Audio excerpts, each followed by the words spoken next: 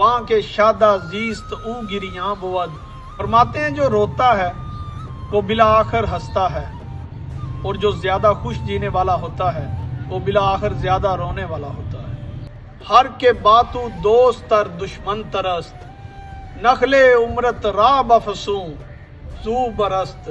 فرماتے ہیں جو جتنا زیادہ تیرا دوست ہے وہ اتنا ہی زیادہ تیرا دشمن بنے گا، وہ تیری عمر کے پودے کو بہت جلد کاٹ دے گا.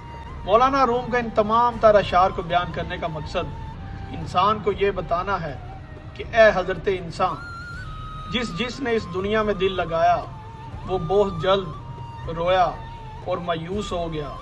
اگر دل لگانا ہے تو اپنے پاک پروردگار اور اپنے خالق سے لگا، تاکہ تو اپنی زندگی کو ہنسی خوشی جی سکے، اور جب اپنے مالک کے پاس واپس لوٹے تو وہاں بھی سرخ روح ہو جائے.